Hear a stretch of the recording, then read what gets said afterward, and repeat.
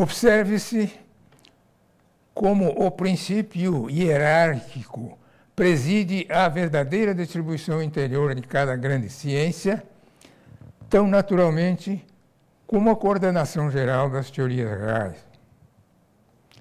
Visto que estes três elementos irredutíveis da matemática, o cálculo, a geometria e a mecânica, constituem uma progressão ao mesmo tempo histórica e dogmática, essencialmente análoga àquelas que nos apresentam de um modo mais sensível o conjunto do sistema abstrato.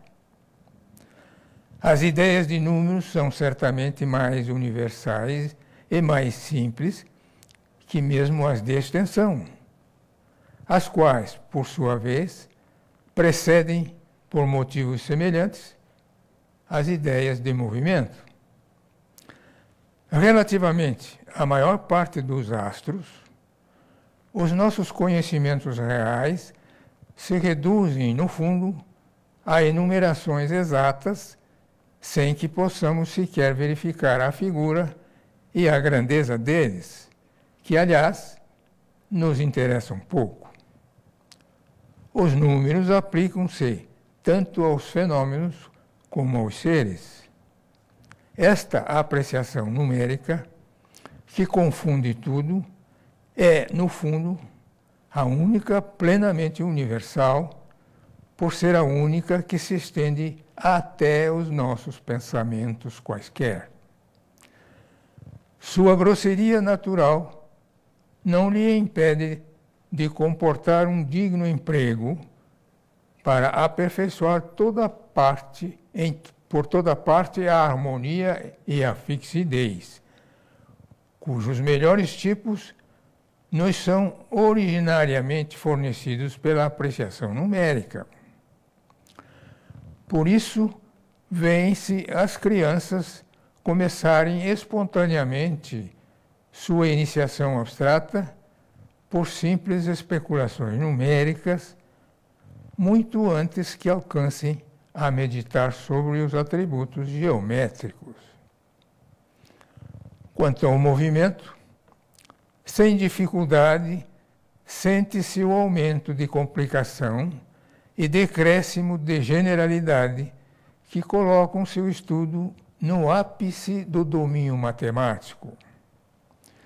Foi por isso que os gregos antigos, tão adiantados em geometria, só puderam esboçar a mecânica em alguns casos de equilíbrios, sem nunca entreverem as leis elementares do movimento.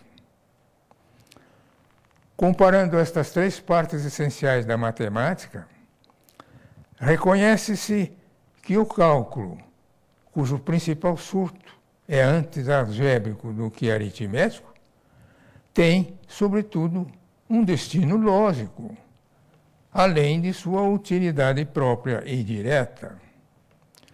Sua aptidão essencial consiste em desenvolver, tanto quanto possível, nosso poder dedutivo. O estudo da extensão e o do movimento adquire, assim, uma generalidade e uma coerência que não poderiam obter sem a transformação de todos os seus problemas em simples questões de números. Porém, sob o aspecto científico, a matemática consiste principalmente na geometria e na mecânica. Só estas é que instituem diretamente a teoria da existência universal, primeiro passiva, depois ativa. A mecânica adquire, assim, muita importância enciclopédica como transição necessária entre a matemática e a física, cujos caracteres respectivos nela se combinam profundamente.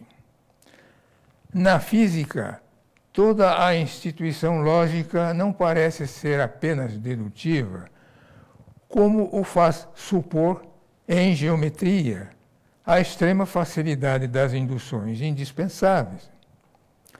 começa-se então a sentir indistintamente, a necessidade de uma base indutiva já difícil de se apanhar no meio de nossas observações concretas para permitir o surto das concepções abstratas que deverão referir a essa base o problema geral da composição e da comunicação dos movimentos.